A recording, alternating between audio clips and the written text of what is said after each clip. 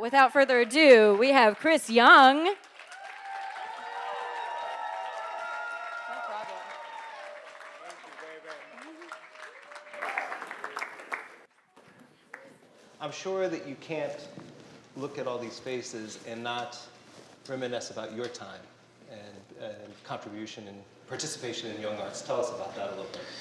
Absolutely. I mean, I think still one of my favorite things to tell people about when I'm listing anything that I've done is going back and talking about Young Arts, talking about the people I got to meet because of it, the experience. I know you guys are kind of wrapping yours up. You're getting close to the end, and it was just an amazing time for me. Met a lot of people from, just all different art forms, really. There's a friend of mine that I ended up keeping in touch with for quite a while after the Young Arts thing, and we did a couple events together. He was a graphic artist and did a lot of mixed media stuff, and so he would put his art out there, and then they actually hired me and him to come into multiple events where I would come in and sing, and he would come in and show his art.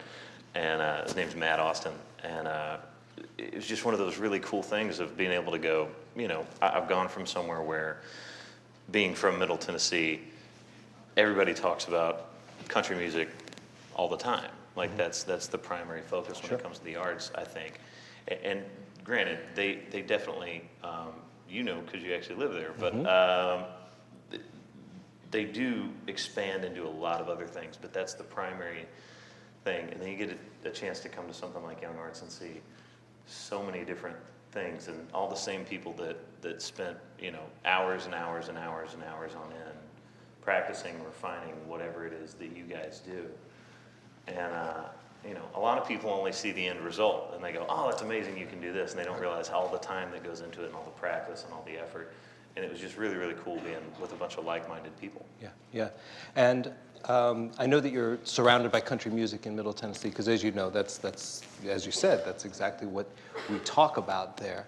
But you did have the opportunity to also have experiences in jazz and classical training. Talk a little bit about the importance of the diversity of those experiences, and how has that sort of added up to who you are as an artist today?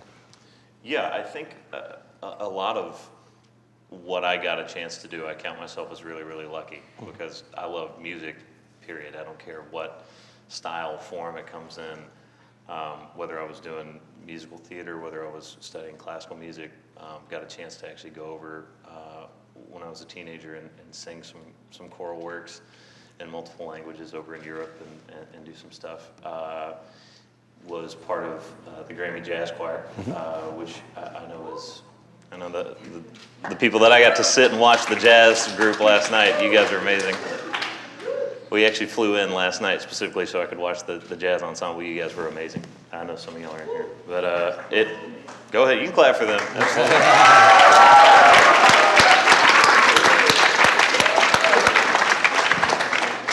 So, just really trying to be diversified and know that whenever I moved on into doing my profession, that I had the right base, that I had that training, that I had what I needed to really make it work. Because a lot of people don't think about that, going, oh, well, you're going to be a popular vocalist. You don't need to, you don't really have to study all this other stuff. And I'm like, no, you do, because if you're going to be singing 3-4 hours every night and trying to really push yourself, you need to make sure you're doing it correctly.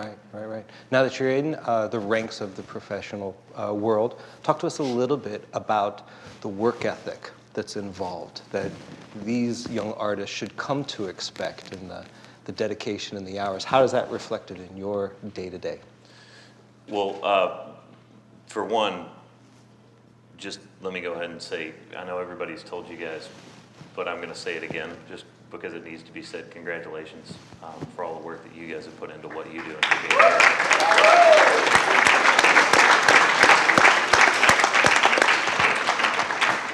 Because it's exactly the same with what I do every day. There's always somebody out there that's trying to outwork me. So it's constantly going, okay, well, this is good. How do I make it great? How do I refine this? How do I make it better? How do I make it something that maybe someone hasn't seen before? How do I continue to improve on something that maybe is an aspect of my career that I've never touched? I've found that more, if you'd asked me 6 years ago, well, what do? I would have been like, well, I'm a singer-songwriter, but I'm a singer primarily. And then the more that has escalated, through the years, I've done producing. I've actually done some artist development stuff where I've gone out and found younger artists and then try to bring them into labels and play them for all the people that I've been in contact with. The shows become bigger. I remember the first time that I got a tour bus and I was like, oh my God, this is awesome. We don't have to drive a van. And I think right now we were debating on whether or not we added another tractor trailer this year out on the road. So it's just a very interesting thing, and it's really cool to look at and see all the stuff that's happened, but it's also in the back of your mind going, somebody is trying to outwork me right now. So it's that process of going, have I written as many songs as I possibly can? Have I worked on my live show as much as I possibly can? And making sure that you're constantly touching all of that stuff, because if you just kind of let it go and you go, oh, okay, now I can just kind of coast a little bit, that's when people pass you. Right. You just gave us some insight into it a little bit about the value of the team and the collaboration, because the idea of a solitary artist doing it entirely on their own is probably not what you experience. So talk to us about the value of collaboration and having that team. Yeah, I think that's something for me that's really important, and I think for anybody, no matter what you do, what art form it is, there's going to be people around you that kind of not only help lift you up a little bit, but also take some of that stress off of you. You can delegate a little bit, and also are there to tell you, hey, that was dumb, don't do that again. That's just as important as anything else. And just in my team, I've got my manager, all of my crew out on the road, publishers that are with me as far as a songwriter from that aspect of it. I'm working on a new project right now that I'm co-producing, and my producer was emailing me last night about a track that we're remixing. But all of those people really are the most important part of it, almost, because they're sitting there going, okay, I'm dedicating part of my life to making what you want to do happen. And they're really great sounding boards, and they're also, like I said, a really great support system. Yeah. And of course, the biggest partner in all of this is your fans and your audience. So how do you cultivate that relationship? Oh, man. Never be rude, ever to a fan. They're entitled to their opinion, whether you like it or not. So I think that the biggest thing for me is just realizing that, if I don't have people come to shows, then, you have to start firing people because you can't pay them. And I think, too, it just amazes me that even beyond all of the naming stuff that you've done and listing all that stuff, when it comes back to what it is at its core, I like waking up every day, creating music, and putting it out there. And the coolest part of that is when somebody sings a song back to you, they go, man, this is my favorite song. Yeah. That was always my whole thing. People say, well, what's like one thing that you could accomplish, like, before you die, like in your entire life, if you could accomplish one thing? I was like, man, I want to make someone's favorite song. That's all I want. I want somebody to be like, that one is my favorite. And it looks like you're doing that. You're on a string of those, because we've got a run of some number ones, Voices, etc. And I think you got a current number one or a recent number one off of AM. So congratulations. Thank you very much. Awesome.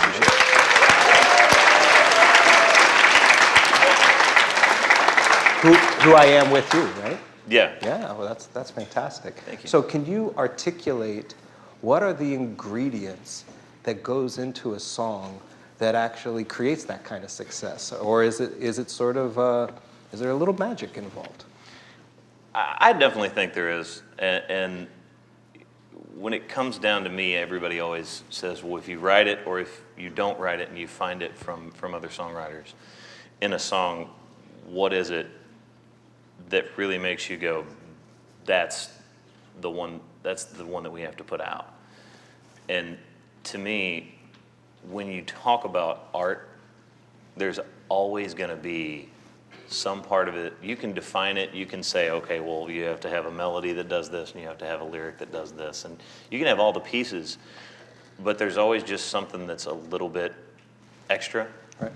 for whatever reason. And I call it pixie dust. There's got to be pixie dust. Yeah, it's a go with your gut thing, and it's that thing that's going to reach out and grab people when they hear a song and go, okay, all these are good, but I like that one. Yeah. And it really is a little bit undefinable, which is kind of scary. Mm-hmm. But it's also what makes it fun. Right. It's what makes it a really cool process to take a song and start from blank sheet of paper to you just heard it on the radio somewhere. Right, right. So when you come into a writing session, say with two other writers, do you fall into a specific role? Are you the person saying, this is something I need to express, and then the songwriters interpret that? Or are you actively in there trying to craft the melody and elements of the song? What's your role in the songwriting process? I'm a little bit of everything. Yeah? I've definitely been in a room before with people where it's me playing guitar, me coming up with a melody, and somebody else is coming up with a lyric. I've also been the other way around, where I came in with a lyric and someone's building a track around it. So it's one of those things that I'm constantly, you talk about trying to get better. I'm constantly going, okay, I was in a room with this guy. I remember one of the very first times that I ever wrote with anyone, I went and had no idea what I was doing. And I was terrified because I was like, man, I can write stuff that rhymes. I don't know what I'm doing. And the guy was like, calm down, it's not a big deal. He's like, just, what do you want to say? And that was really when I was like, oh, I just have to tell you what I want to say to people? And he's like, yes, that's the whole thing. Like, that's what we're doing. And it sounds really simple, but I think sometimes that gets lost. It's what do you want to put out there that you think is going to touch people? And I think that's, I know I keep tying it back into everything that everyone here is trying to do, but I think that if you're saying what you want to say and you're expressing that, I think that's the core of, what we're all trying to do. Yeah. You've earned a lot of success in a short amount of time. You're still a young artist with much more to go. So I'm sure that things in some parts of your career have happened very quickly, but there has to be times when things probably felt like they were going as slow as possible or get held up in some way.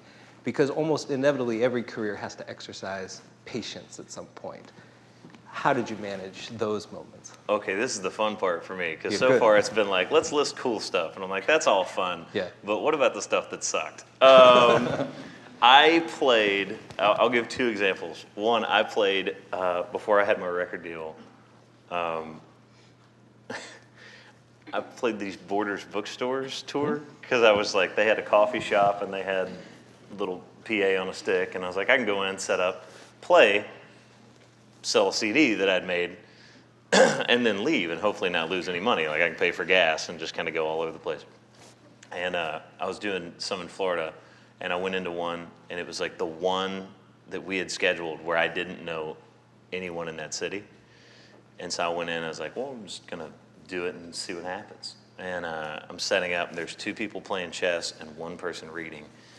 And I started playing, and the woman reading gave me like the dirtiest look of all time. And I was supposed to play for like 45 minutes, and I played about 28 minutes and like 30 seconds. And I was like, this is going to be my last song, and I swear to God, all three of them clapped.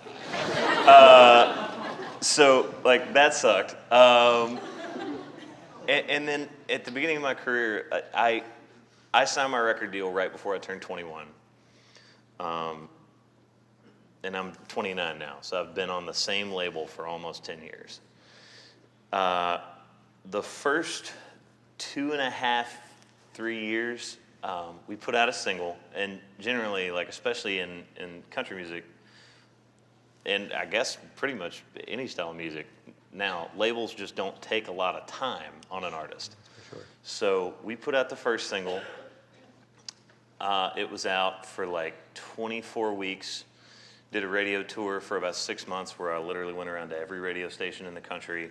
I was sitting on the center seat on Southwest every day, like 2 or 3 times, in rental cars, in hotel rooms, never home.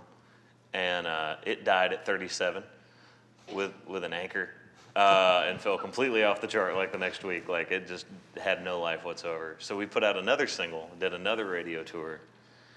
That song died at 52. And I was like, well, I'm off this label. That was it. That was a lot of fun. And I was really lucky. There's a guy named Joe Galani who has run labels in New York as well as Nashville. And he was like, no, we're gonna give you one more record. We think there's something here. And I was like, oh, thank God. So they put me on another radio tour for 6 months, going all over the place. Put another song out. It died at 37, so I pretty much hate the number 37. And then the next single, 10 months later, went to number 1. So it really is. I know everybody has a different story where they're talking about, you just have to keep your head down and keep working, and there's all the adages of you can hear a million no's, you only need one yes. Right. But I mean, it's true. Yeah. That was, there are many times I was making more money and working less right before I got my record deal. I had a standing gig in Texas. And for the first 2.5 years of my record deal, everybody was just going, so what are you doing anyway? And I'm like, I have a record deal. And they were like, you do? And I was like, thanks, I appreciate that. But it was just that thing of just keep your head down and keep working at it. And, I've been incredibly, incredibly lucky and incredibly blessed. Yeah. So it's just weird what you can do when you work hard. Yeah.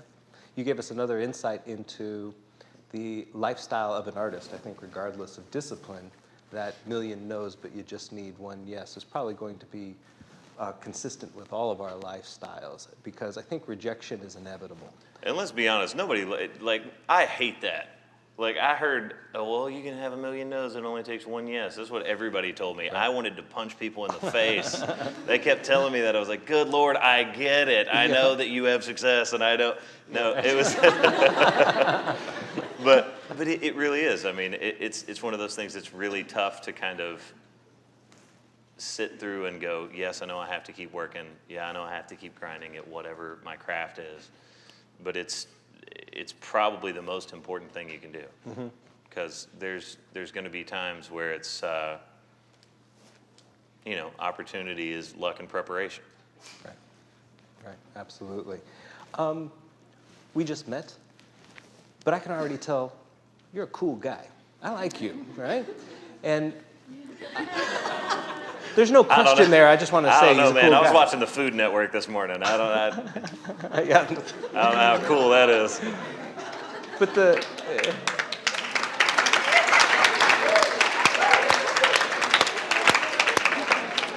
but what I was leading to is that the idea of just being a good person, being able to be collegial and work with people. Talk a bit about the value of simply being a decent human being in your professional arena. I think it helps. I'm not sure anybody wants to work with somebody who's a jerk all the time. And like you said, one of the biggest things is really your relationships, whether it's an agent, whether it's a manager, a colleague, whoever your really support system is in whatever you do. It's really, really important to keep that going. And I think sometimes, when you're trying to work as hard as possible, when you're trying to focus on keeping a lot of balls in the air at once, you can get a little bit tunnel vision and miss that. Mm-hmm. So, I talk about my guys on the road. My road crew's like my family. I think the fewest number of dates we did in the past 2 or 3 years was like 115. And then you add in travel and the fact that, this year I think we're doing about 112, but 3 weeks of that is in Europe, and then 2 weeks of that is in Australia. You've got to be. got to be close with these guys. You got to be close with them because you're around them all the time. I'm around those guys more than their families are around them. Yeah. And you got to have those friendships. You got to have that. So I think that goes a long way, and it really helps de-stress you as much as it does everybody else. It's just knowing that you're constantly working in conjunction with other people, and so the last thing you want to do is show up, bring baggage to work. Right. You've received multiple Grammy nominations, Academy of Country Music, and also some awards. How much of those outcomes are part of your consideration during your work, or is that just sort of an organic byproduct of doing good work? Are you thinking about the potential of that level of recognition, or is it just sort of happen? I would say I've been nominated for a lot of stuff. I haven't won a lot of stuff. And really the most important thing for me, like I said, is that people are enjoying my music and that people are buying it and consuming it and singing it at live shows. That to me is more important. And as long as you're focused on whatever your craft is, accolades, things of that nature will come. The most important thing is to focus on, am I putting the best product I can possibly create out there for people and for yourself? Like you want to make something that you're proud of. Yeah. You want to create something that you're really proud of. And I think people can tell if you have passion for it. Yeah. I'm about to open up the floor to questions here, so think about your questions and prepare them. But you've had a chance to be on stage with some iconic artists, and my guess is that you've even had a chance to meet a number of your influences. Who are your influences, and how have you drawn upon them to sort of create your own unique style? So my influences are kind of weird. Like I can list a whole bunch of country artists that I grew up listening to, all the way from like stuff my granddad listened to that I listened to with him, like Marty Robbins, all the way up through stuff today, people that I've gotten to go out and tour with, like Brad Paisley and Miranda Lambert. But when you start getting outside of that, I was a really big jazz fan. Loved Al Jarreau. Big fan of rock, like hip hop. I'm a gigantic Boys to Men fan, which makes people laugh.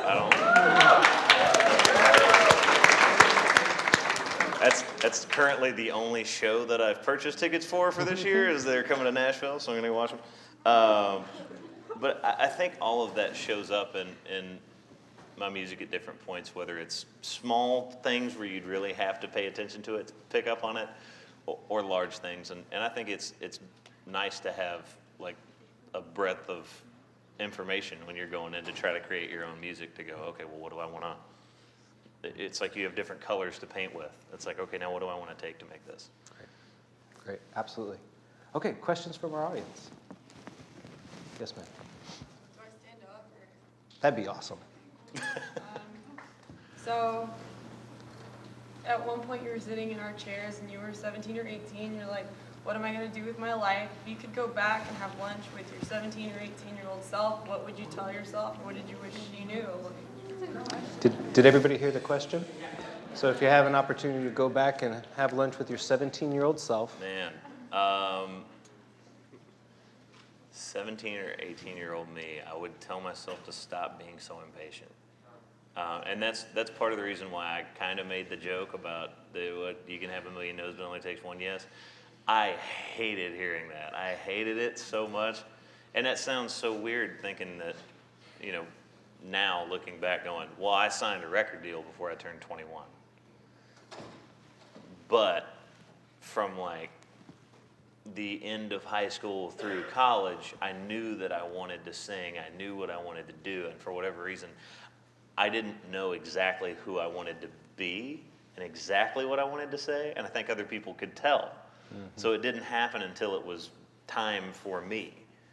But I had to keep working on all that stuff and keep trying to move forward with it. And it was just so frustrating. But I would just tell myself to be patient and calm the hell down.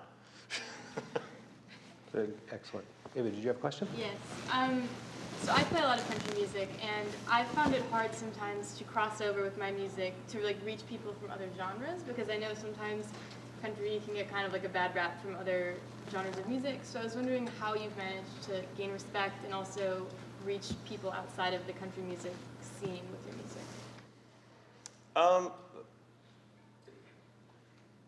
I don't think that now, with everything that's going on in music, that's a much larger conversation about the scope and range of popular music as it sits right now. But I don't know that that's as big of a problem now as it may have been, you know, at times in the past. I think there's a lot of more crossover going on now than there has been in recent decades. That being said, I think whether you sing country, whether it's rock, whether it's anything, the thing that makes other people respect it is when you make the best possible thing you can create, because that's when it starts getting to people. And really being able to emote and tell people what you want to say. When other people go, oh, that's real, not, hey, somebody put this on paper because they hope it's going to sell records or do, like, everybody wants that part of it. But at the base part of it, it's creating something that other people are going to look at and go, that's amazing. So as long as you're making the best music possible, I think that'll just happen on its own. More questions? Yes, sir. How do you avoid overwriting your songs? I mean, how do you know when to get to that sweet spot? And this is done. This is the best possible thing I can create. I cannot do anything better. How do you know? God, you just asked the worst person that question, because I overthink everything. Yeah. I would say once you feel like you've gotten something to a point where you feel comfortable playing it for other people, like in your head you go, okay, I can play this for other people. I would say kind of back off and let it be what it is. But it's a really fine line. There's been plenty of times where I've gone back and just looked at a lyric and gone, man, we mailed in that bridge. We need to rewrite that. And I think it's just holding yourself accountable and holding yourself to a certain standard of going, is this the best I can make it? And if you feel like it is, then it is. I have a question. How much of your time do you think, percentage-wise, do you spend on non-musical activities, whether that's the business side of things, the traveling, the PR, versus actual music activities, the songwriting, the practicing, rehearsing, the performing? What's the percentage?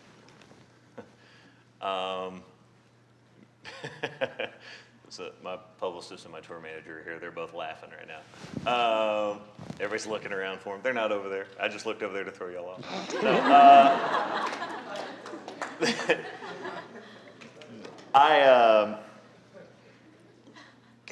I'd say probably about 50% of the time. Like if you broke it into how much time do I actually spend writing, performing, like doing the actual stuff, versus the time that goes into having meetings with people, sitting down and looking at routing for a tour, like all of the other stuff that goes into it, interviews, stuff like that. It's probably 50-50.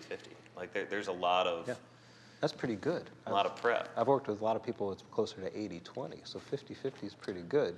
But they should come to expect that it's not all creating, and it's not all about doing their art. There is a business aspect, or there is a job part of this. Well, and I think that's big. Yeah. Again, really, I think one of the great things about getting up here and being a part of Young Arts when I was here, just the same as it is now, there's a connection with everybody in this room, no matter if you guys do the same thing or not, because there's a lot of things that at their base are going to be stuff you have to do.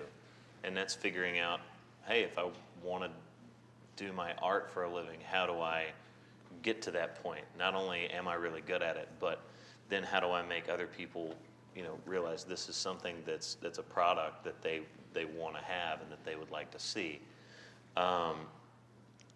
And I think that's that's just a big part of it as anything, is the prep work, the interviews, okay, how do I get people to connect with me as much as they're connecting with what I'm creating and have an emotional investment in it, so they keep coming back going, okay, now what did you do? Now what did you make? And that's a really big part of it. Yeah, yeah. Okay, yes, sir. Have you ever faced or seen real newcomers to a genre carving their own niche in a community or in a particular musical scene? Because speaking as a classical flutist, I'm facing that prospect when I'm studying in Nashville actually, and wondering where to begin. Borrowing from that quote, the million no's, don't ever let anybody tell you no. Like, people are going to say no to you. That doesn't mean they have to be right. I would say that I've seen many times people that are doing something new or people that are doing something different, maybe so different that there's other people around that have been in whatever form of art or genre or anything that is going, well, that's just, I don't like that. Like, that's weird. Like, what are they doing? They're trying to do something that's not the norm. And, you know, I've seen that work a lot and work to great effect. So I would say that that's totally doable. It happens a lot. I mean, I know you've seen it where it's something new comes along or somebody who's younger and just has a different perspective on something and they kind of blow everybody else away. Yeah, absolutely. And there's a bit of entrepreneurship that can come into place, because when you see a niche that your talents actually fill, then you get a chance to actually carve that place out. That's an equal part of the creative process, is finding that pathway as well. So Absolutely. yeah, good question. Yes, ma'am. Being signed to a record label at a young age, did you have any apprehension about the industry that you were going into? Like, because the record industry, you know, is known for not perfectly servicing artists to its fullest. So just being young and going into not only the musical aspect, but the business aspect as well, how did you deal with that, sort of? There's someone from my label here, I can't say. No. I would say that going in at a young age, there were apprehensive moments for me. Like, especially when I made the first recording process I had, I was working with someone who, as a producer, has sold millions of records and has worked with all kinds of people and has had number ones as a songwriter. This guy had done like everything. He had like this list of accomplishments that was like double-sided and in small type. And we got in the studio, and at one point he was like, you just need to relax. He was like, you are freaking out. He's like, it's okay. He's like, we're gonna make a record that you wanna make. It's fine. Like, I'm not gonna try to make you do something you don't wanna do. What do you wanna say? So I was lucky in that aspect, and I was lucky in a lot of aspects in that where I ended up, I'm friends with a lot of people that work at my label. So I don't have a big horror story of they wouldn't release my record on time. And I've heard that stuff, and this stuff definitely happens. Like, you can get into that situation. But I would also say that a lot of that's as much out of your control as, you know, walking outside and getting hit by a bus. Like, I think there's a lot of people that would much rather say, well, did you get signed to a record label? And be like, yes, the process took me a little more working through than I would have liked. As opposed to, no, I didn't ever sign anything, but I didn't have to be unhappy working through the business aspect of it. Yes. You said that you were told no a lot in your early music career. Looking back at it, do you wish you were told more? Do you wish you were told no less or more? Or do you like how it was? I think I got told no just the right amount. Like, when I first got started, I had frosted highlights in my hair. Yeah.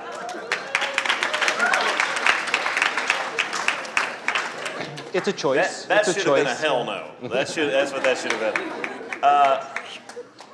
Just on me in particular. I'm not making a comment on anybody else, but I really do think that there were times when I let it get to me when it shouldn't have, but at the same time, that was what kept going. You know, a little bit of that is, you know, it's kind of the Michael Jordan syndrome, where it was like, well, fine, I'll show you. Yeah.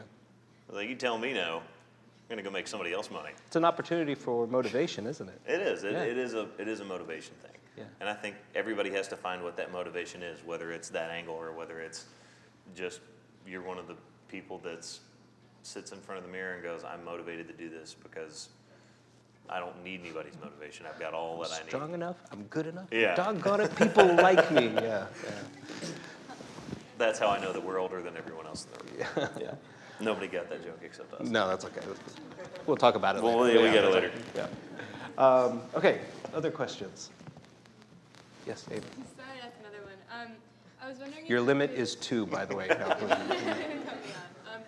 I was wondering if you could talk about the process leading up to getting signed by a label, whether you sought it out, whether they came to you, or how was that for you? I definitely sought it out. Another thing when you talk about just getting motivation for something and having to just keep trying over and over and over. I got pitched to when I had the frosted tips in my hair. When I was 18, I got pitched to every label in town in Nashville by at the time and still now it's a guy named Byron Gallimore. He produces Tim McGraw. I'd been in the studio with him. We'd cut some tracks. We went in. I actually got pitched to the people at Sony who signed me later on, and they passed at the time. But I got passed on by Sony, Curb, Capitol, Universal, everyone. And at least one indie label passed on me too. They were like, no, thank you. But you know, it's interesting because as much as that all happened, and I was like, man, that sucks. Later on, I ended up signing with RCA, which is Sony. So it just was not the right time. Any other questions? I had my opportunity to be rejected in Nashville plenty as well. That's when I found out the definition of Southern hospitality, because they'd all look at you and go, oh, bless your heart. Oh, yeah. You hear that a lot. You'd think that's a sweet thing. It's not. But, by the way, I just want to say, I know I said something at the beginning. I'm going to say something at the end, too. It's a pleasure and an honor to sit in a room with people as talented as you guys are. I know I've seen a little bit of what y'all can do in the short time that I've been here this year, but I've sat in this room before. Crickets? I've sat in this room before, and you guys are absolutely amazing. So it's a pleasure to be able to talk to you guys. Thank you all for letting me take some of your time.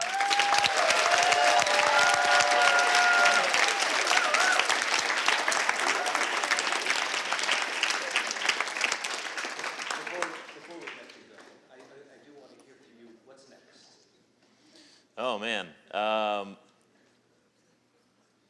You know, you can never be afraid to try new stuff. So my last 2 records that I made, last 3 records I made were all the same producer, the same studio, the same players, the same engineer. And the reason I got a phone call last night is I'm in the process of co-producing my next record with a brand new group of guys that are all different studio cats in town. Brand new mix engineer. We're mastering it at a different place. We're doing like everything different. So it's a really fun opportunity for me. Getting ready to go out and do some co-headlining stuff with a buddy of mine, Lee Bryce. We're gonna go do some shows together. And getting a chance to go over to, I mentioned it real briefly, but going over to Europe. We're gonna be in London, Dublin, Scotland, Germany, Switzerland, Norway, Sweden, all over the place, and it's just really exciting. Like it's fun time. Outstanding. So you recognize and you know the talent level that's in this, and you also know this experience as a week of supercharged creativity and inspiration. As they go back to their hometowns and to sort of a much more routine life, how would you suggest that they sustain this inspiration and maintain it for themselves? And I would just say be you.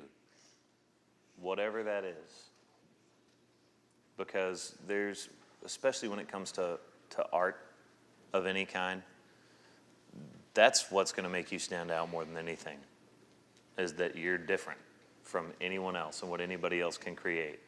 You're the only person that can make whatever it is that's in your head. So,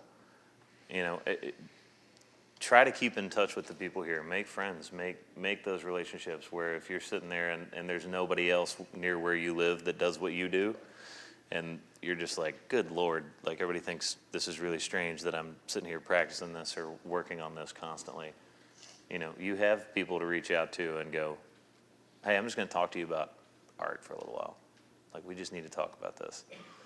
But be you, be unabashed about it, and don't let anybody stop you. I think that's a great message for us to wrap up. Chris Young, ladies and gentlemen. Thank you, guys. Appreciate it.